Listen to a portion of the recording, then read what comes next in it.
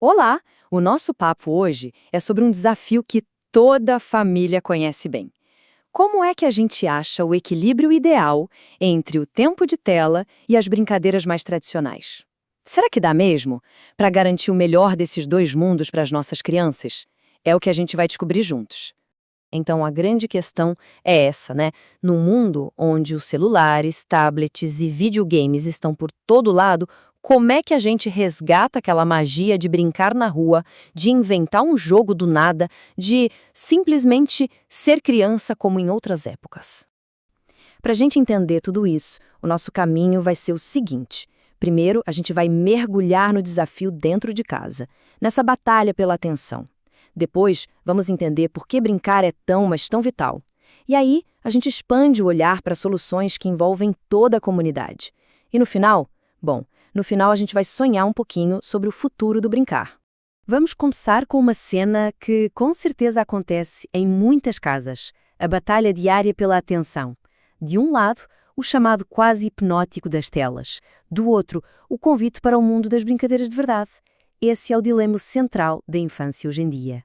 E olha, é importante dizer de cara, a ideia aqui não é demonizar a tecnologia de jeito nenhum. O X da questão, como os especialistas sempre falam, é o excesso. É quando o tempo de tela começa a tomar o lugar do tempo de descoberta, de interação, daquelas experiências que são, sabe, a base de tudo. Tá, mas por que brincar é tão essencial assim? E isso não é só achismo, não. Existem dados, existe ciência, mostrando o impacto profundo que uma simples brincadeira tem no cérebro e no corpo de uma criança em formação. E olha só que interessante o que a Sociedade Brasileira de Pediatria nos diz. Não é só sobre limitar o tempo, é sobre o contexto também, percebe? Para menores de 2 anos, a recomendação é evitar totalmente, e para todas as idades, uma regra de ouro. Nada de telas durante as refeições e nem perto da hora de dormir. Isso já nos dá um norte bem prático, não? A psicóloga Rita Louce coloca o dedo na ferida. O problema é o excesso. É nesse ponto que a criança pode acabar vendo o que não deve e a dinâmica da família começa a ficar mais extensa. No fundo, é sobre o como e o quanto a gente usa e não só sobre o que a gente usa. O contraste aqui é muito claro. Pensa só. De um lado, uma criança que constrói um forte com lençóis está aprendendo sobre criatividade, planejamento e a lidar com a frustração quando tudo desaba. Do outro, o bombardeio de estímulos passivos das telas pode levar à irritabilidade e à dificuldade de focar. São caminhos de desenvolvimento bem diferentes. E aqui tem um ponto que muda tudo. Brincar não é um luxo, é um direito. No Brasil, o Estatuto da Criança e do Adolescente, o ECA, garante o brincar como parte essencial de um crescimento saudável. Isso eleva a conversa para um outro patamar, não é mesmo? Ok, a gente já entendeu o tamanho do desafio. Então, bora falar de solução?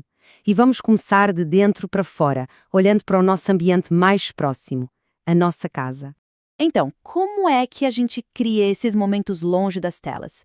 As ideias, olha, são mais simples do que parecem. Um jogo de tabuleiro, por exemplo, não é só sobre ganhar. É sobre aprender a esperar sua vez, a seguir regras. Uma tarde de pintura não é só sobre fazer um desenho bonito, é sobre se expressar sem precisar de palavras. A mágica está na interação.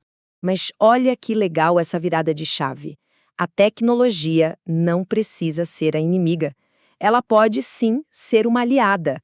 Que tal usar a internet para achar um tutorial de como fazer massinha caseira e botar a mão na massa junto? Ou pesquisar brincadeiras antigas? O pulo do gato é usar a tecnologia de forma ativa, criativa e não só passiva. Agora, vamos abrir a porta e olhar para fora.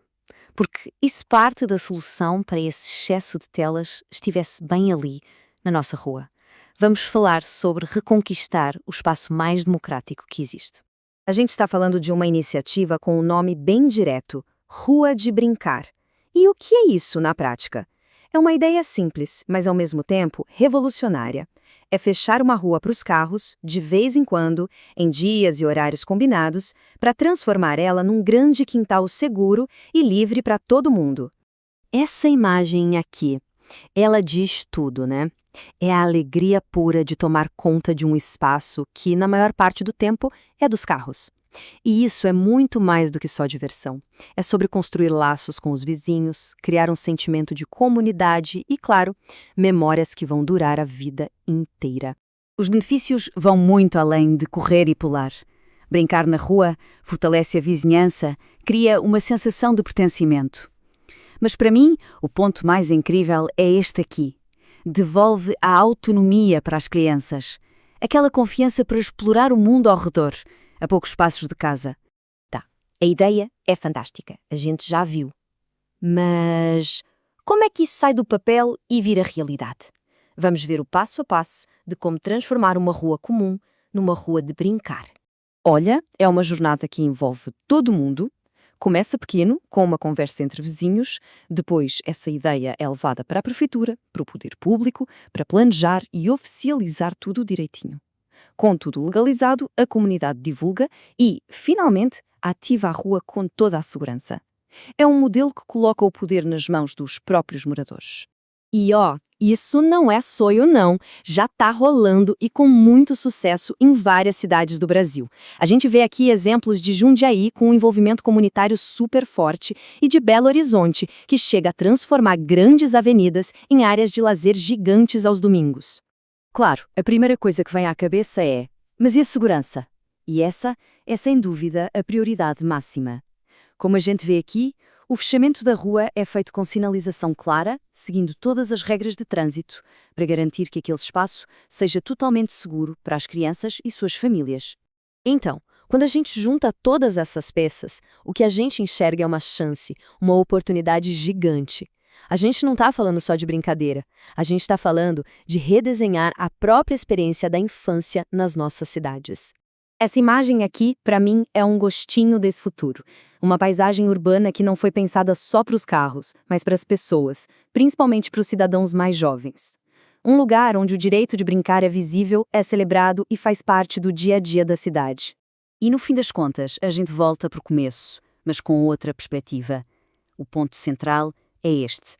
O objetivo não é a proibição, é o equilíbrio.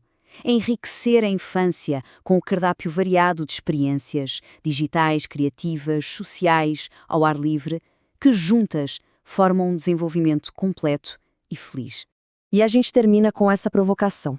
Uma ideia que começa com uma simples conversa entre vizinhos pode transformar uma rua inteira. Essa análise toda mostra que é possível, que não é utopia. Então a pergunta que fica no ar é essa: e se a próxima rua de brincar for a sua?